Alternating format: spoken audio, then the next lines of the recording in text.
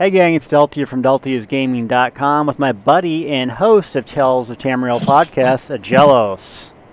Hey everybody. He's trying to copy my look with the bald hair, no beard, like the new hipster look. All the hipsters have beards. We're doing the new thing, which is not having beards or much hair. or much hair. So that's going to be in style in like 5 years, and then by then I'll have a beard, maybe. Okay. So anyways, wanted to do recapitulate, if you will. Look at that word. We're talking about 2014 Elder Scrolls Online, some of the most significant updates in chronological order. Kind of going through the year in review, as it is January 1st today, and hopefully everyone safe and sound from the New Year's Eve. So let's get after it. What was the top 10, Jealous, of chronological order, big moments from Elder Scrolls Online?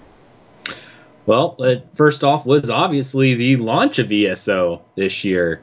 And I know one of the things that I think ESO's launch was one of the smoothest. It was in terms of uptime. There was very limited server downtime even during the launch as a whole. I think at one point during day 2 it went down for 4 hours, but then it was fine the rest of the time. Yeah. Yeah. So, in terms of launch, I think I was shocked that I didn't have that many DCs and I could log in what I wanted. It wasn't a huge queue fest. There wasn't massive problems. But when you got in game, I did have a couple problems. I basically could not complete the main story at the end of the game because it was bugged. You had to jump off this ledge, do all this crazy stuff. And that was really frustrating. Now, myself, I didn't get too worked up about it, but there were people just freaking out about it. I mean, just going bananas. So, while it was, it wasn't the smoothest of launches overall, but it went out, it got out, and we started playing it. So that was really number one, where it started. Now, the number 2 thing that we have marked down here is one thing that most MMOs struggle with, and that's the removal of bots and spamming within ESO. At the beginning of the game, I know I had a heck of a time trying to finish delves and things from the massive amounts of Templar bots just sitting there doing the biting jabs over and over again. But they had such a good response from the GMs. I mean, we had times where GMs would intervene, like if you message them going, hey, I'm in X Delve, you would see a GM pop in there, like on a GM character, teleport all the botters away. It was actually really cool. I know Thais and myself, we witnessed this 2 or 3 different times. It was pretty cool. Yeah, fast forward to today, I mean, botters aren't a problem. And a lot of people say it's twofold. One, the technology or whatever, and then 2, the game might not be as popular as World of Warcraft or something like that, where, they can make a living buying accounts and selling gold. So I don't know how or why it got fixed, but it's fixed, right? So that was a pretty big deal that they got that botters fixed. And I know it cleaned up a lot of the game. Oh, yeah. Number 3 on our list is Addition of Kargor, the first adventure zone in the first 2 trials. Okay. Kargor was awesome. I know earlier on it was added incredibly fast leveling. Well, fast leveling compared to questing in silver and gold for the VR ranks, and also added a nice central hub area where people still use it today to go in there and there's always people in there.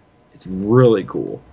Yeah, Kargor, when it came out, I mean, now we have upper and lower was the first edition. And, right now it doesn't seem like it was that cool, but when it was out, that really added a central hub to the game, where it really didn't have one. All the endgame players hang out. Other games like Star Wars The Republic, you hang out in the fleet, and everyone goes there and gets their quest and go out from there. So I like that part about it. As far as everything else, it did add some grinding spots with the thief and some of the other grinds people found out about later. So with that addition, you could get to endgame pretty fast. The thing I didn't like about it was the trials didn't account for a player's DPS. So essentially, even in beta, they were getting 10-minute times, 8-minute times clearing supposed to be this hard content. Right. So it was a little unbalanced, which I thought they fixed a little bit later and found a way to deal with that. But really, I think the negative side here is they didn't do their homework in terms of getting the feedback from the PTS and making it more difficult. Sure. And for first, I guess, tiptoe into the rating scene, as you will. Yeah, could have done a little bit more homework. Next up is kind of a little controversial, but the addition of when Update 2 came out, it brought more veteran ranks. Now, you say, why is that a good thing? It's not. However, this created a lot of player feedback. Like, a lot of people, let the developers know, we do not like this idea of veteran ranks. We don't. We just don't like it. And for me, it felt like at this point it was inflated content. Like, inflated content means just, throwing some stats out to you, and you have to do 10 hours of work to get a little more stats. Right? That's what it really was. It was not like a new trial, a new dungeon, a new delve. It was just kind of a little in between some of the other big updates. And less grinding is always good. And they added 2 more, and at this point, this was the most pivotal point in the game, I think, is when we demanded no veteran crap. And from here, they already scheduled something else that comes a little bit later, but I think right here, Update 2 was that pivotal point in the game that changed it to make Doom Champion System a thing. So, it's a thing. It's a thing, but yeah, we just really outraged against it. Me personally, I mean, it didn't affect me that much, but it just felt like inflated content, and I didn't like it. So, but I love Kargor. Right. Next up is addition of the die system. Now, this one is pretty cool because, in my opinion, I'm an achievement whore. Yes, I was for trying lack to think of a word. better term. You may have to. No, you're a whore. Yeah. But this actually gave even more people a reason to achievement hunt to go out and collect dies. Right. A lot more reason to do things, plus it added a lot of flavor. I mean, we don't even realize that some of those dies you got, or you didn't, before die system came out, you looked ridiculous. You would have a green leg, a blue head, and a red chest, right? And you had nothing you could do about it. I mean, it completely changed the game. And anything that gives characters an identity, like this is my character, it's blue. And I love how they tied it into the die system. So like my Nightblade has this, serpent green. You can only get it that green color if you've beaten Serpent, or you can only get this white if you beat Vet DSA. So I really like the die system as far as my character, and then, tying into you have to do something hard to get them. I thought that was a great change. I thought it was a good update. Yeah. Yeah. Addition of guild traders and the guild heraldry for the guild extravaganza update. I'm going to talk about this one because guild traders was kind of cool because this game isn't like a lot of other games. There is no centralized auction house. You sold via your guild store, which originally only sold to guildmates. That was a little bit of a problem for a lot of people because they saw a guild as something you help people out. Most in other games, normally you didn't get charged in guilds to buy stuff. People would give it to you, etc. This one was the only way you could sell was joining a guild that actually had a store. It wasn't all that great. However, I think adding the guild stores allowed for guilds to go, okay, this is what we're going to do. We're going to rally together, and we are going to put all of our goods on here, and we're going to be able to go and compete for a guild trader that will allow us to sell our wares to everyone in the game. And it really opened up the player economy and also created an air of competitive play for crafters and traders in terms of those guild stores. Because every Monday at like 7 a.m. Eastern time, the bid ends and you are awarded the trading spot if you won. There are people standing there to see if they won. If they didn't win, they're porting all around to see if they can find an empty guild trader they can buy real quick. It's surprising the amount of people you see running around trying to get guild traders. Right. And for those that haven't played Elder Scrolls, before this change, essentially there was no open market. You only had a guild. You could only buy from your guild. Until this change came out, then it allows, now you can go up to those guild traders and buy from them. So, like Agello said, it's a whole type of way to play the game. I know people that have level 10 characters and sit, and that's all they do, right? That's all they do is just do marketplace stuff. They don't do anything else. So it seems like a little small thing, but it was a huge difference to the game. And then also Guild Pride. They had the banners, or what are they called? What's the name? The tabards. Tabards, yeah. So I like them. The thing I don't like about the tabards is it takes up your costume slot. So Right. if you have a really cool outfit you want to show off, I wish it was like a cloak, like traditional games, like a cape you wore instead of that. But it did ask some guild pride. So if you're doing PvP and you want to show off, hey man, I'm solo YOLO king, you can rock your guild tabard. So good positive update, but nothing real meaty here. Just some good tweaks to the game. Speaking of meaty, next thing we want to talk about, Upper Kraglorn is released, including Dragonstar Arena and Serpent Trial. Okay, I guess the first thing I'm going to talk about is they really did something right with Serpent Trial, at least learned from the lessons of Mage and Warrior, and they upped the difficulty on Serpent like crazy, which was good. Endgame PvE players needed something to do that wasn't a 5-minute run. It wasn't that great. Right. So before, if you guys are new to Trials, but before it was basically a 10-minute fight. It was all about DPS. If you had enough DPS, enough damage, you could avoid all the mechanics. Until Serpent came out. You could skip all the trash, you could just do these little clever jumps and avoid all this stuff. Well, not so much in Serpent. The trash pulls in Serpent might be the hardest fights, not even the bosses. And so they made it really long in the fact that, you can't... The top guilds in the world still have not completed Serpent in 33 minutes. So there's something to be said for that. So 1, they added a lot more content. 2, they learned from their past mistakes. And 3, they added my favorite thing in the game, which is Dragonstar Arena. For those that don't know, I love small game content. I like small 4, 5, 6 group people. I don't like the bigger the raids. I don't like that. I want a small cohesive group. And for Dragonstar Arena, that 4-player mentality was awesome. I mean, that had to be I think the best moment in game all year was when we beat normal Dragonstar Arena. And that was before it was allegedly nerfed.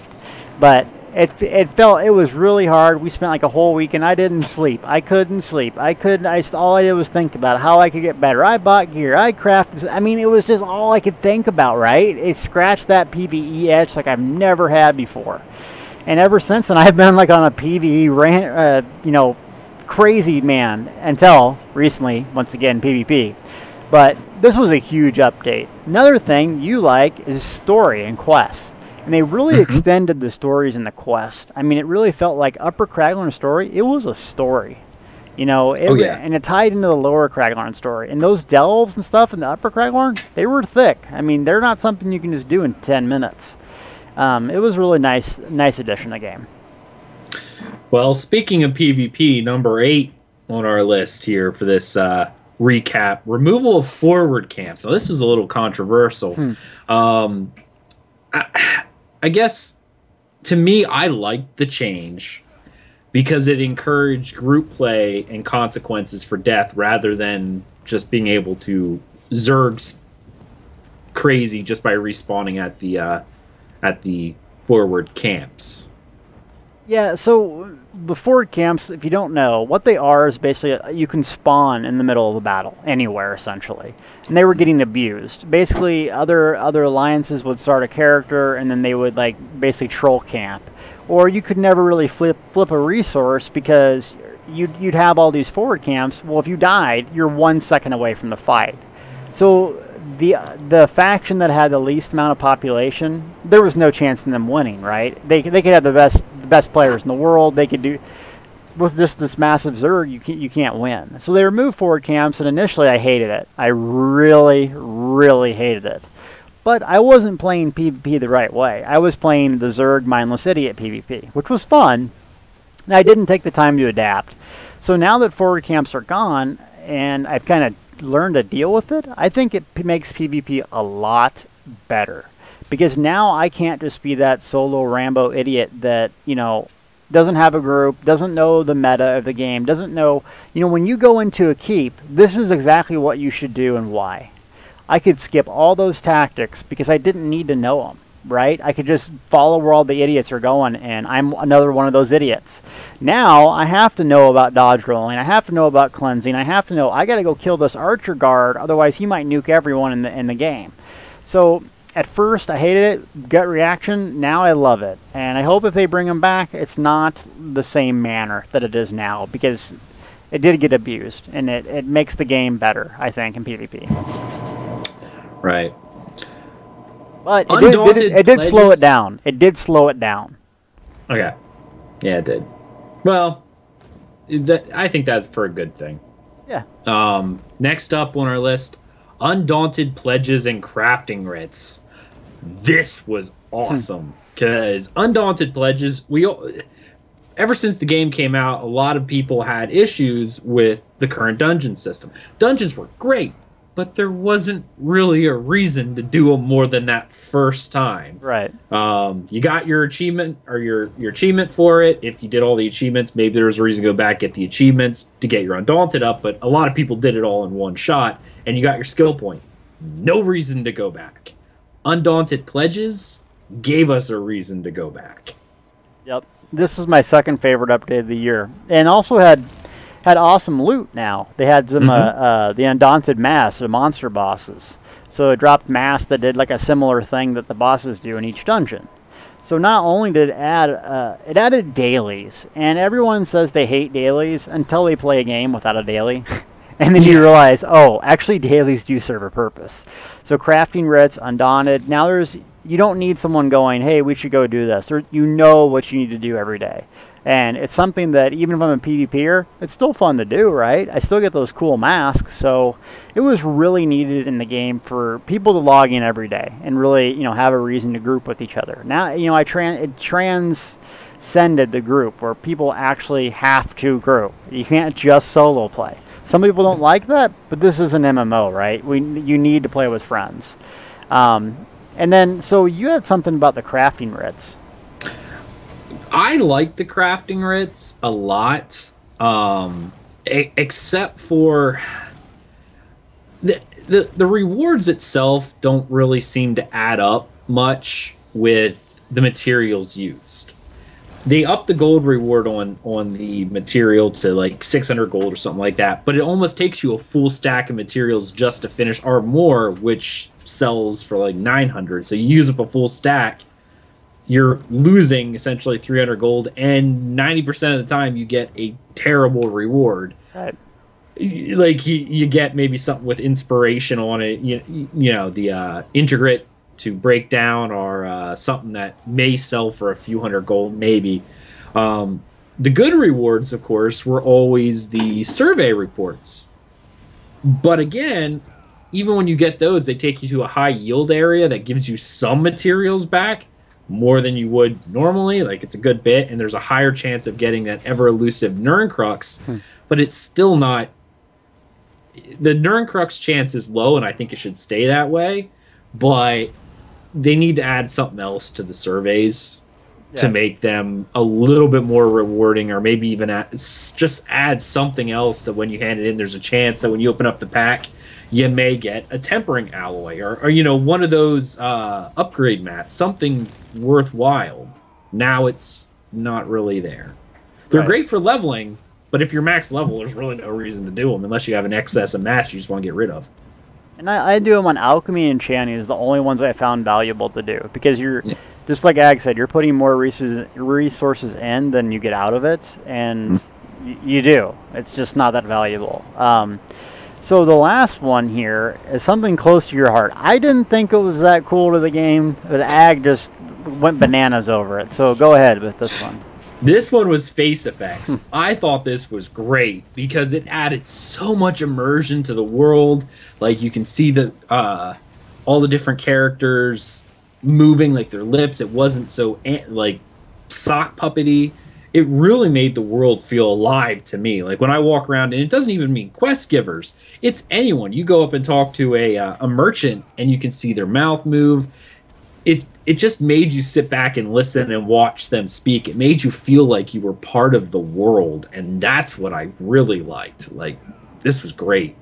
Yeah, Immersion was definitely good. I thought it was a little bit of wasted resources, but then again, I play the game differently, and I've blown through all the quests, that sort of thing. So, to each their own. And if it makes you feel more immersed in the game, maybe Dice don't. I think it does for me. So, 2010 was a really interesting year for Elder Scrolls. It had a lot of ups, a lot of downs. What's going to happen in 2015? Ag. 2015 has a lot of stuff. Most, what's on the forefront of everyone's thought, Update 6, right, which includes the champion system, which is the revamp of the veteran ranks that we all hated, as well as an alternate advancement system to make our characters feel stronger as you're playing at max level. Rather than just getting new gear, you're also making your character stronger by getting champion points. It's adding provisioning revamps. Oh my goodness, I have something else on the top of my mind now. I can't think about it. It's changing, but really, you got Imperial City, you got champion system, and we don't know about consoles. And I think that's really what a lot of people are looking forward to, and they've hinted at it. Yep. And not only that, not just consoles, but it's speculated as well that we'll also see spellcrafting this year as well. I hope not, but yeah, we'll get into that. So it's been a great year, especially to be on Tales of Tamriel. It's a podcast we do every Sunday. Follow us, twitch.tv, Tales of Tamriel, talesoftamriel.com. Agelos is the host. And my site, deltiusgaming.com. It's been a really good year for Elder Scrolls, and I wish it big success when console releases, because I think more people need to play and experience this game. So I hope you guys like this episode. I mean, I know there is many more things to cover in the year, but I think 10 ones that we wanted to touch on to kind of show you how far this game's come. Remember the beginning. You couldn't buy gear from anyone but people in your guild. You didn't have Dragonstar Arena. The content that these people put in 1 year is staggering. Yeah. It's staggering. It really is. So kudos to Elder Scrolls, and thanks for Agelos for hosting Tales of Tamriel.